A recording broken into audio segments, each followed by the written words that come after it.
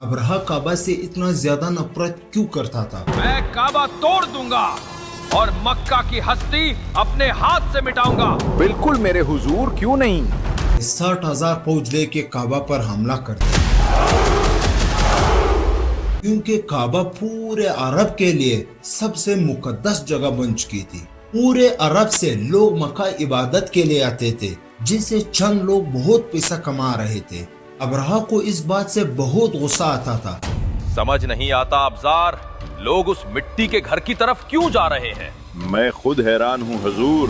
ایک غریب مکہ والے، نہ ان کے پاس کوئی بادشاہ ہے، نہ ان کے پاس کوئی حکومت، پھر بھی ایک پورے عرب کا سینٹر بن چکا ہے۔ تو اس نے حملے سے پہلے اپنی سلطنت ایمن کے دارالحکومت صنعاء میں ایک بہت بڑا چرچ بنایا۔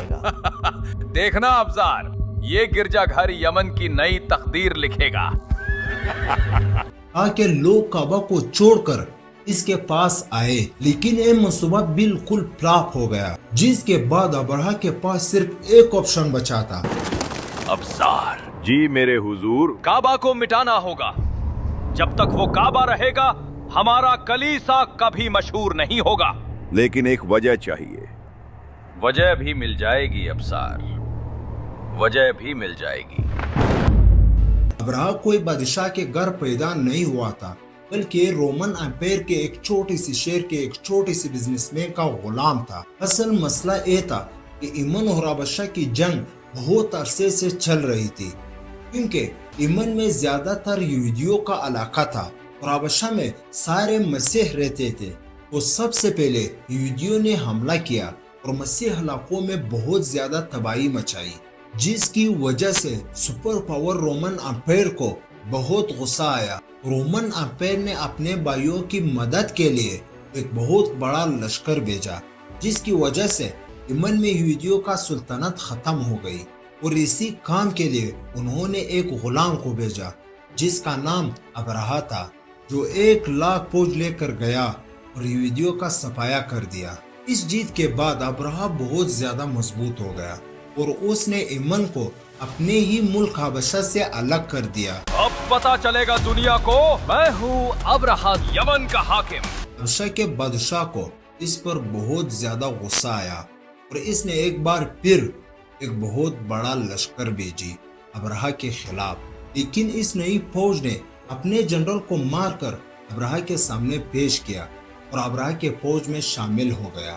اس کے بعد ابرہہ پورے عرب کا سب سے طاقتور بادشاہ بن گیا اور پورے عرب میں اس کا اثر پھیل گیا۔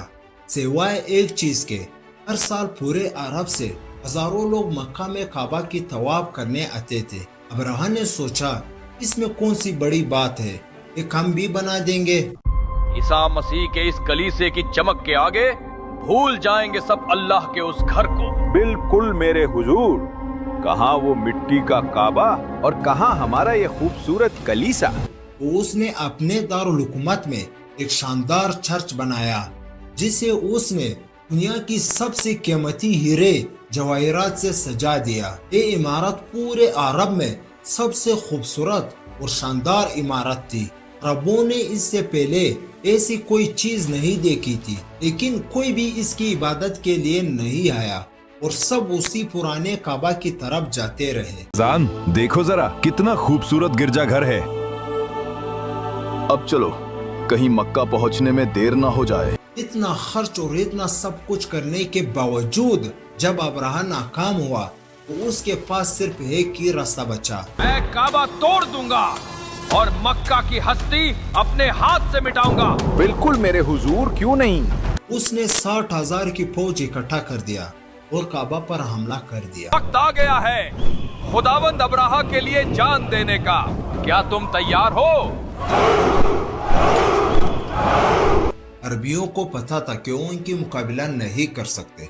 کچھ قبیلوں نے لڑائی کرنے کی کوشش کی، لیکن ابرہہ نے ان سے کہا کہ وہ کوئی خون خرابہ نہیں کرتا، وہ صرف کعبہ کو گرانا چاہتا ہے تاکہ لوگ کعبہ کو چھوڑ کر اس کے چرچ میں آئے۔ آس پاس سب لٹنے کے بعد جب وہ مکہ پہنچا تو اس نے ان کی چیف کو بلایا تو عبد المطلب نے آ کر کہا، میں یہاں اپنے 200 اونٹ لینے آیا ہوں जिन्हें आपके सिपाहियों ने कैद कर लिया है। तो अब्राहा ने हंस कर कहा, कमाल है, मांगे भी तो क्या ऊंट? क्या तुम काबा की सलामती नहीं चाहते? तो अब्दुल मुत्तलिब ने कहा, काबा का मालिक अल्लाह है, वो उसकी हिफाजत खुद करेगा। मैं ऊँटों का मालिक हूँ, उनकी हिफाजत मेरी जिम्मेदारी है, लिहाजा मेरे ऊँट मुझे दे दीजिए। अगले दिन अब्राहा ने अपने फौज को हमले करने का हुक्म दिया। मैंने कहा आगे बढ़ो।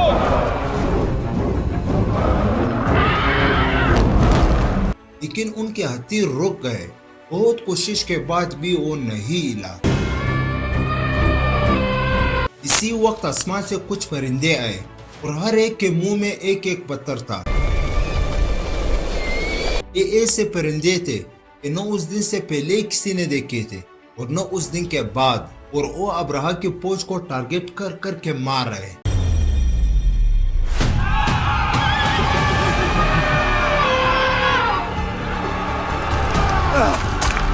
जैसे ही पत्थर उनके जिस्म को लगता था, वो हर्ष करके अपने ही गोश्त को निकाल देता था। इस हालत में फौज वापस भाग गई। पीछे हटो। और अब्राहा की 60,000 की फौज तबाह बर्बाद हो गई।